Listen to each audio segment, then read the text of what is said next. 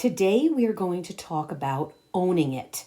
I've been thinking about this concept of ownership a lot lately, particularly because there's a few people who have been in the news who are taking ownership of their name, their image, and their success. I think we should do the same, especially when it comes to our health. Let's talk about the power of owning it. Welcome to the Wishing You Well podcast, where together we talk about the people, places, and things which inspire us along the way on our health journey. I'm your host, health coach and Qigong instructor, Maria Patrick. Today we are diving in on the concept of owning it, taking responsibility for the steps you are going to take to live your best life.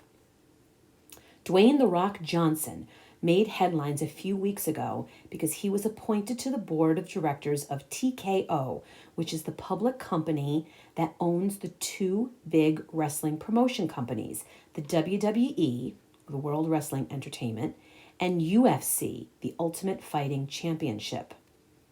The story made the news because Dwayne Johnson now officially has full ownership to his nickname, The Rock.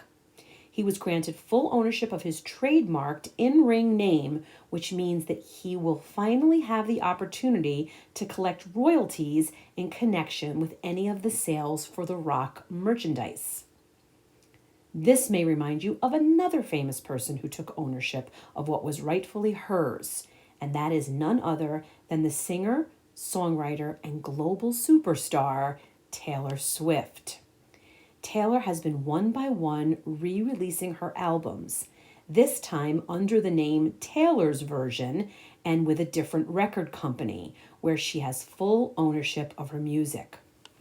Believe it or not, Taylor never had ownership of her catalog of music because there was a clause in the record deal which she signed when she was just 14 years old, which relinquished her master's rights.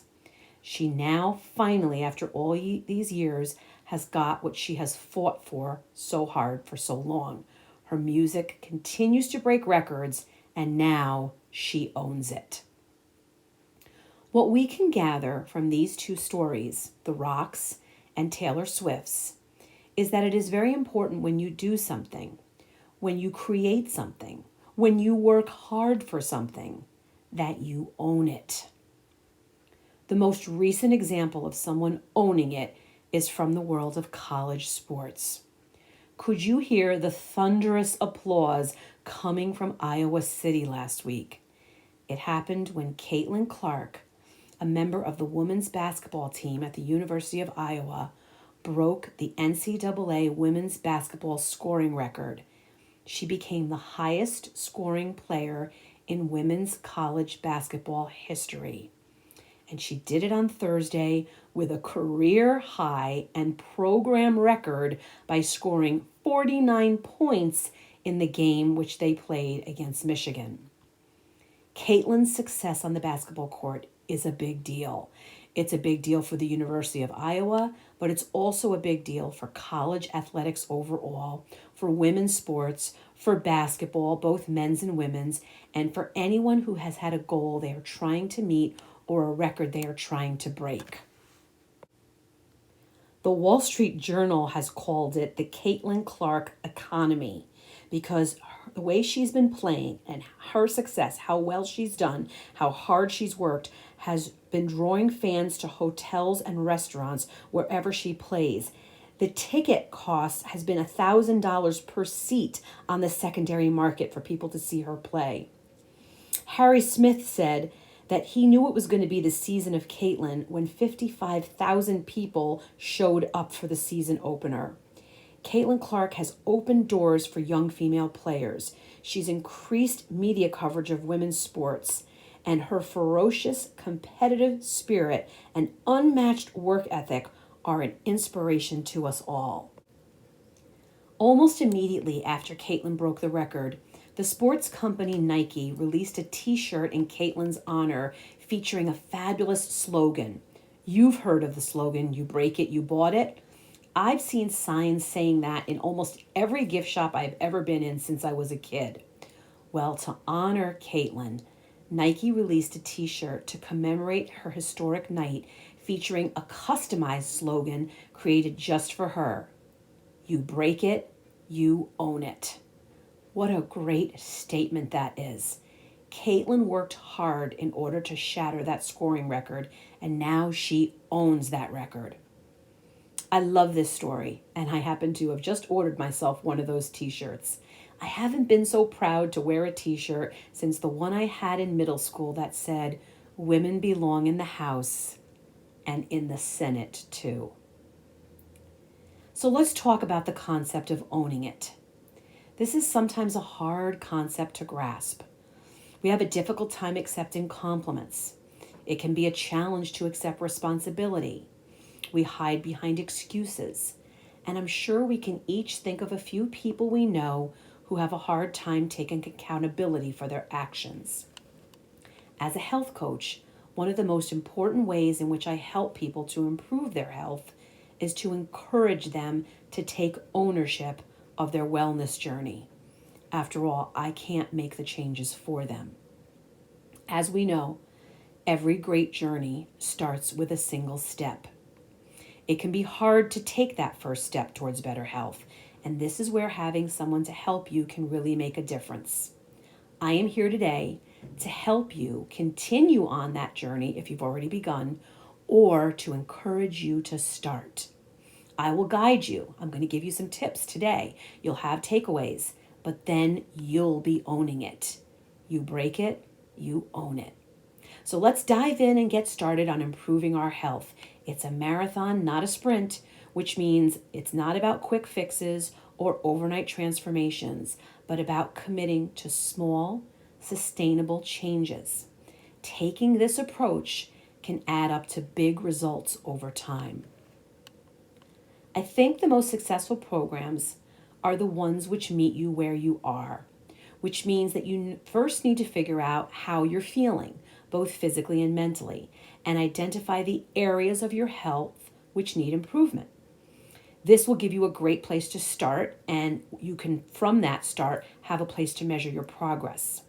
You may want to schedule an appointment with your doctor. This is a good way to discuss any concerns that you may have and to get a handle on your baseline, working with your starting numbers like your BMI, your body mass index, your weight, and create some weight management goals, your blood pressure, your cholesterol, and your blood sugar number. Once you have a handle on your current health status, it will be easier to set goals. Just like Caitlin Clark's goal to break that basketball scoring record.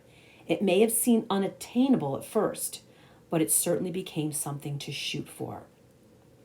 If the goals you set are realistic and achievable, you can more easily stay focused and motivated, and you won't be setting yourself up for frustration or disappointment.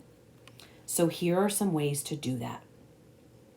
If your goal is to lose weight, setting a target of losing a specific number of pounds within a given period can be a good start.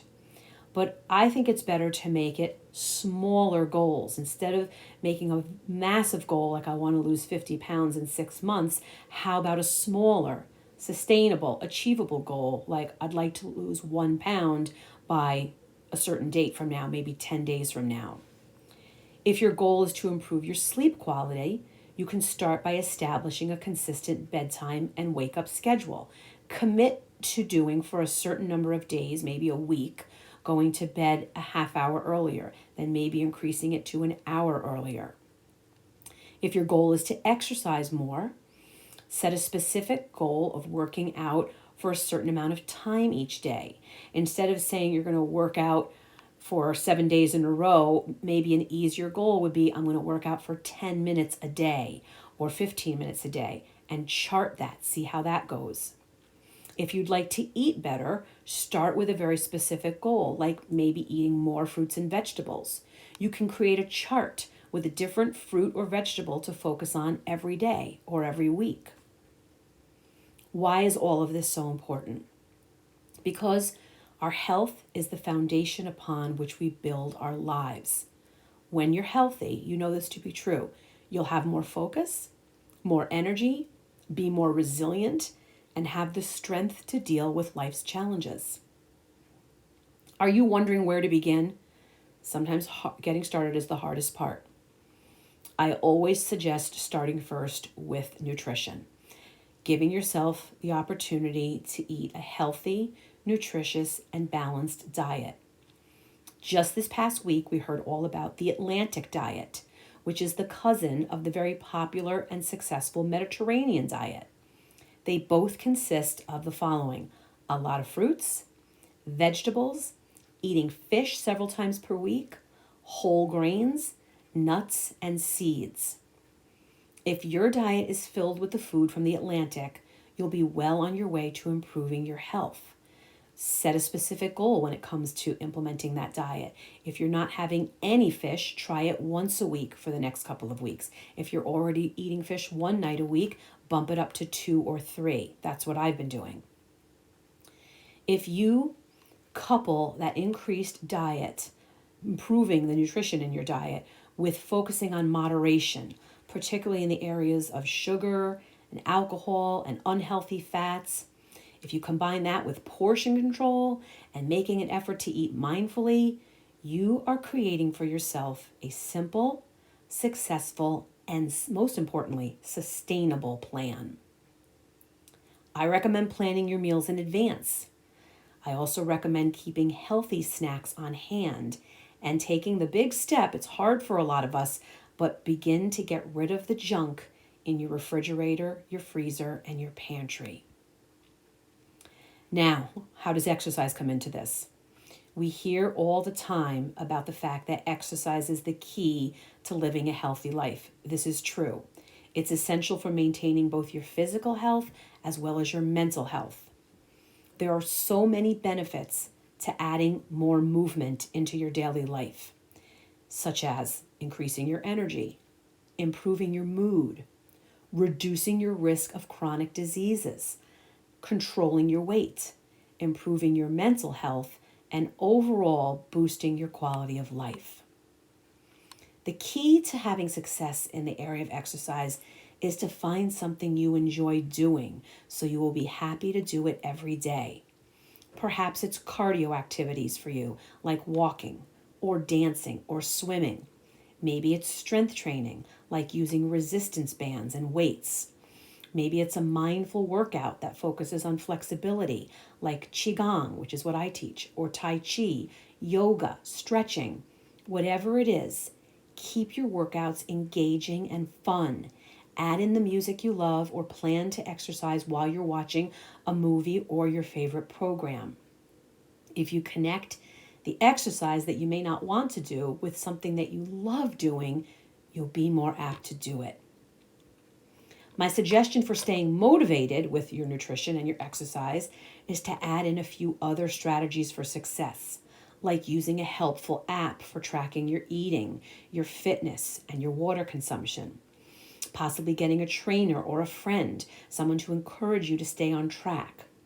Investing in a fitness tracker or a smart scale or both, so you can monitor your progress and stay motivated. And perhaps listening to podcasts for health and wellness inspiration, just like this one. Our health journey is an ongoing, lifelong process, one which we should embrace as an opportunity for growth and improvement.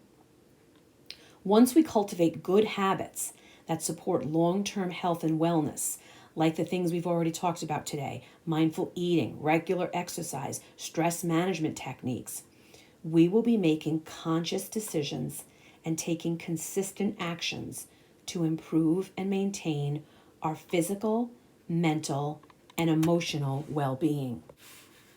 It's all about learning and growing and evolving as we navigate the ups and downs of life and we strive to become the healthiest, happiest versions of ourselves. I want you to feel empowered, to own it, to take control of your well-being, to make informed decisions about your body and mind, and to cultivate habits that will support you long-term for your health and your happiness. Maintaining a healthy lifestyle is a lot like building a house. If it's not built on a stable foundation, it's going to topple over. It's not going to hold up very long. But when you build something with the right materials And with care and attention, it can and will stand strong for years to come. Remember, as I mentioned earlier, your health journey is a marathon, not a sprint. Be patient. Stay consistent. Try to learn something from any setbacks that you may run into. With determination, perseverance, and support, and I am here to support and encourage you along the way, and I hope you can rely on that, you can achieve your health goals and live a happier and healthier life. Your health journey begins today. Before you know it, you'll be channeling Caitlin Clark. You'll be reaching your goals and breaking records. Remember, if you break it, you own it. Thank you for tuning in today.